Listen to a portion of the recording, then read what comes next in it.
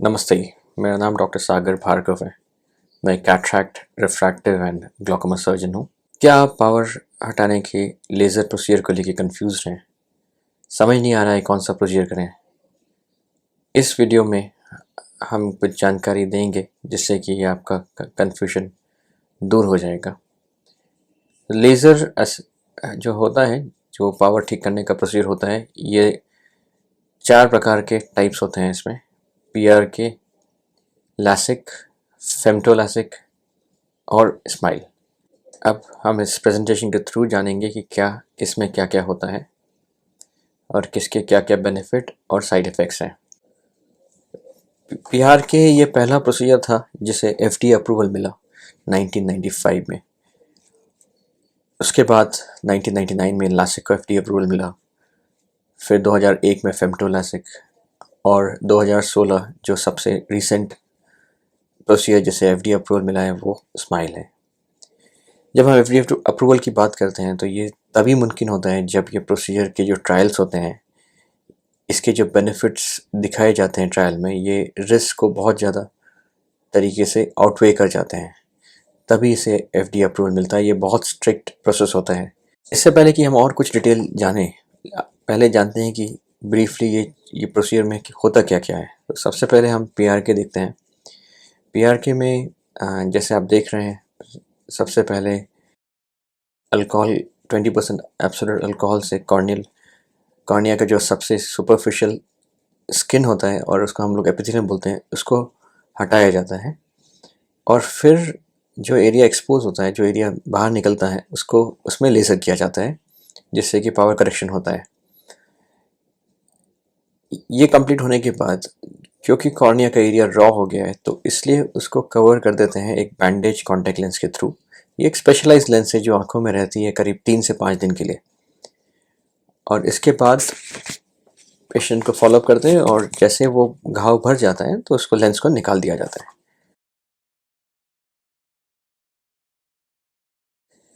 LASIK एक बहुत commonly perform procedure है।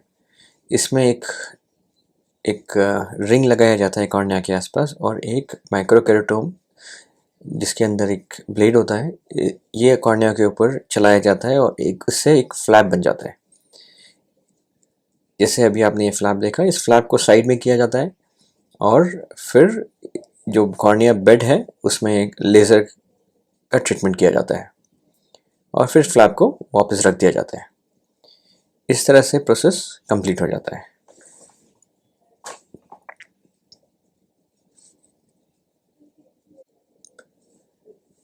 फेम्टोलासिक में जिस क्लीवेज प्लेन से फ्लैप बनता है उसमें ब्लेड यूज़ नहीं किया जाता है, जब बल्कि एक लेज़र के द्वारा मल्टीपल शॉट्स देने के बाद एक क्लीवेज प्लेन तैयार किया जाता है और उस क्लीवेज प्लेन को फिर डिसेक्ट करके इस फ्लैप को इस तरह से उठाया जाता है। तो असेंशियली ये नो टच टेक्निक है, ये पूरा लेज़र के थ्रू ही ये प्रोसीजर होता है और फिर फ्लैप उठाने के बाद करेक्टिव लेज़र ट्रीटमेंट किया जाता है जिससे कि पावर हट जाता है।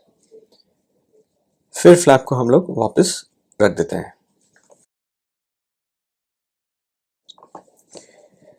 अब जो लेटेस्ट टेक्निक आ गया है सर्जरी का, इसको हम लोग बोलते हैं स्माइल। इस सर्जरी में लेज़र के द्वारा कॉर्निया के अंदर से एक टिश्यू का पार्ट बाहर निकाला जाता है। इस टिश्यू के पार्ट को हम लोग लेंटिक्यूल बोलते हैं। ये डिसेक्शन लेज़र के द्वारा ही होता है और फिर कॉर्निया के ऊपर एक 2 से 4 मिलीमीटर का छोटा सा इंसिशन लगा के इस लेंटिक्यूल को फोर्सेप्स के द्वारा बाहर निकाल दिया जाता है और करेक्शन हो जाता है। जितना ज़्यादा करेक्शन होगा उतना मोटा ये कॉर्निया का टुकड़ा होता है।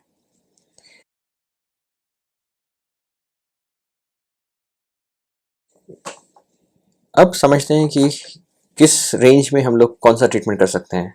तो यदि हम PRK को देखें तो इसमें +4 से -6 तक स्फीयर करेक्शन हो जाता है, -6 सिलेंडर करेक्शन हो जाता है।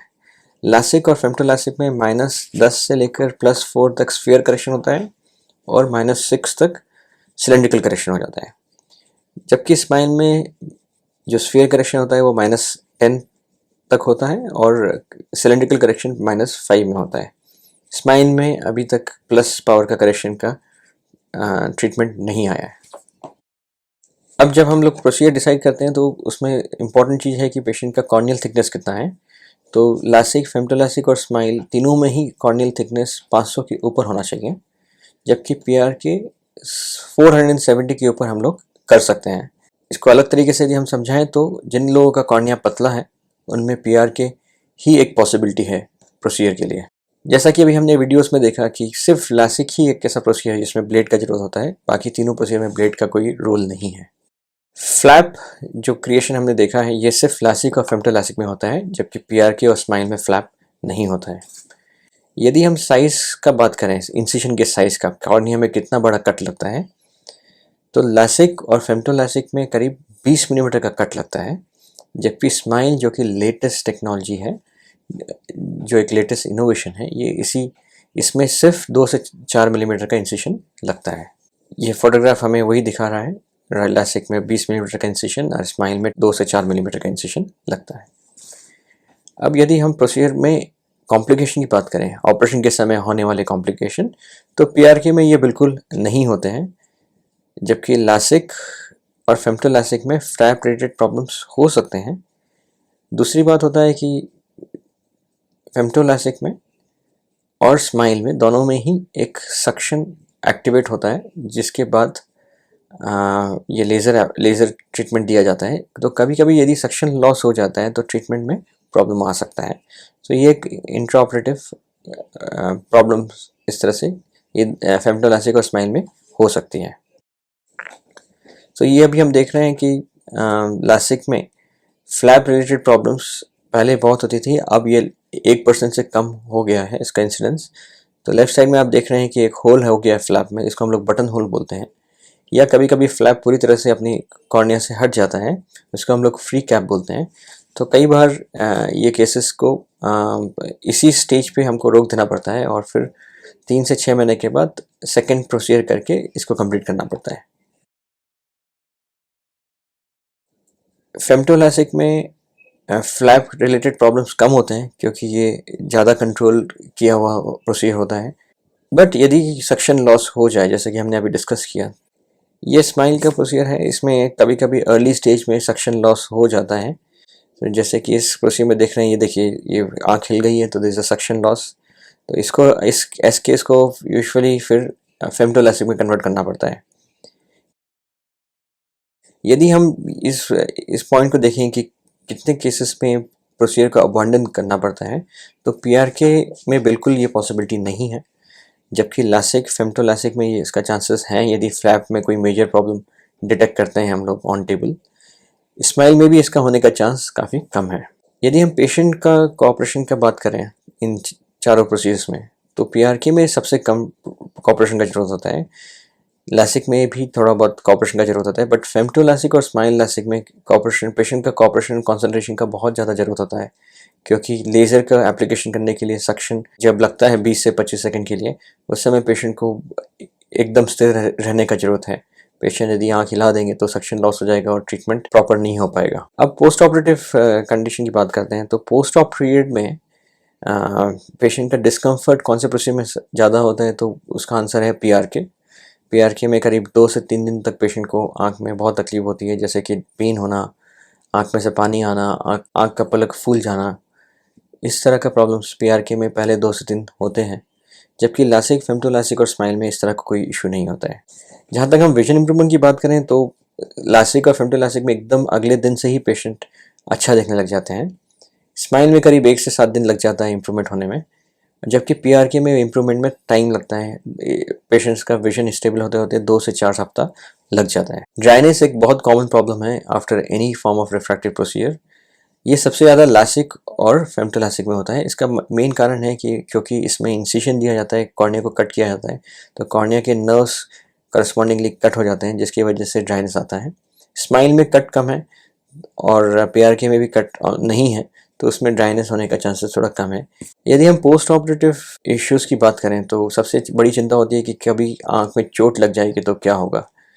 तो पीआरके और स्माइल में क्योंकि फ्लैप नहीं है तो चोट लगने से कोई प्रॉब्लम नहीं होता है, बल्कि बट लासिक और फेमटोलासिक में यदि चोट लग जाए तो फ्लैप अपनी जगह से हिल सकता है, जिसके लिए फिर पेशेंट को वापस ओटी में ले जाना पड़ता है और उसको फ्लैप को रीपोजिशनिंग करना पड़ता है।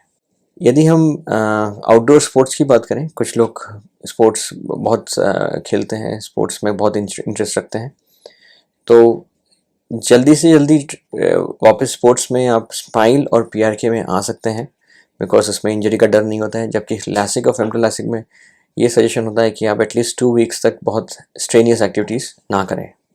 यदि हम कॉर्निया की स्ट्रेंथ की बात करें, क्योंकि हम एक कॉर्निया के ऊपर प्रोसीड कर रहे हैं, तो कितना वीक हो जाता है कॉर्निया या कितना स्ट्रांग रहता है। सो चारों प्रोसीजर में सबसे स्ट्रांग पीआरके के कॉर्नियास होते हैं, और उसके बाद स्माइल होता है बिकॉज उसमें कम इंसिशन होता है, एंड लासिक एंड फेमटोलैसिक में सबसे वीकनेस ज़्यादा होता है। जो सबसे ड्रेडफुल प्रॉब्लम है लासिक या किसी भी तरह का लेज़र ट्रीटमेंट का, वो ये है कि पेशेंट को एक्टेशिया हो सकता है। सो एक्टेशिया में ये होता है कि जो कॉर्निया का कर्वेचर है, जिसे हमने फ्लैट कर दिया है, वो वापस कर्व होना शुरू हो जाता है और धीरे धीरे वो कर्वेचर बढ़ते ही जाता है, जिसके कारण पेशेंट का जो विजन है वो कम होने लगता है और पेशेंट को फिर ग्लासेस और कॉन्टैक्ट लेंस का ज़रूरत पड़ने लगता है। इसके बाद एडिशनल कभी कभी कॉर्निया में ट्रीटमेंट करना पड़ता है ताकि कॉर्निया का स्ट्रेंथ को इंक्रीज़ किया जाए। इस ट्रीटमेंट को हम लोग बोलते हैं कोलाजन क्रॉस लिंकिंग। तो बिकॉज हमने अभी देखा कि पीआरके का स्ट्रेंथ सबसे ज़्यादा है, तो रिस्क जो है एक्टेशिया का वो पीआरके में लासिक की तुलना में काफ़ी कम है। स्माइल का अभी तक एग्जैक्ट इंसिडेंस हमें नहीं पता, बिकॉज बहुत नया प्रोसीजर है, तो इसका स्टडीज़ अभी भी चल रहा है। सो ये जो हमने डिस्कस किया सारे पॉइंट्स, ये एक ही चार्ट में यहाँ पे आप देख पा रहे हैं। इसको यदि मैं समराइज करना चाहूँ तो सबसे पहले हम पीआरके की बात करते हैं। तो पीआरके एक ऐसा प्रोसीजर है जो लो एरर में, लो पावर में और थिन कॉर्नियास में हम लोग कर सकते हैं। इसका सबसे बड़ा एडवांटेज है कि इसमें इंट्राऑपरेटिव कोई कॉम्प्लिकेशन नहीं होता है। डिसएडवांटेज यही है कि इसको 2 से 3 दिन तक पेशेंट को तकलीफ होता है, विजन में थोड़ा टाइम लगता है इम्प्रूव करने में, और सबसे बड़ी बात कि इसमें इंजरी होने से आँख में कोई तकलीफ नहीं होता है। लासिक या फेमटोलैसिक की यदि हम बात करें तो इसका ऑलमोस्ट 20 ईयर्स का से ज़्यादा का ट्रैक रिकॉर्ड है। अब इंट्राऑपरेटिव कॉम्प्लिकेशन का चांस होता है, बट 1% से कम। सबसे बड़ा एडवांटेज है कि नेक्स्ट डे से ही पेशेंट्स देखने लग जाते हैं और क्रिस्टल क्लियर विजन आ जाता है। बट डिसएडवांटेज यही है कि यदि किसी कारण से इंजरी हो जाती है आँख में, तो फ्लैप हिल सकता है और पेशेंट को वापस ओटी में जाना पड़ सकता है। स्माइल जो लेटेस्ट इनोवेशन है, जिसमें बहुत छोटा ओपनिंग लगता है, बड़ा सबसे एडवांटेज है कि ये बहुत फास्ट रिकवरी देता है, बट इंट्राऑपरेटिव कॉम्प्लिकेशन का चांस होता है, सक्शन लॉस का चांस होता है। बड़ी 2 से 3 दिन में ये अपना एक्टिविटीज़ रिज्यूम कर सकते हैं पेशेंट्स, एंड जैसे कि पीआरके में बताया कि पोस्ट ऑप इंजरीज में भी कोई इशू नहीं होता है। तो इस तरह हमने देखा कि ये चारों प्रोसीजर्स के क्या एडवांटेजेस डिसएडवांटेजेस हैं।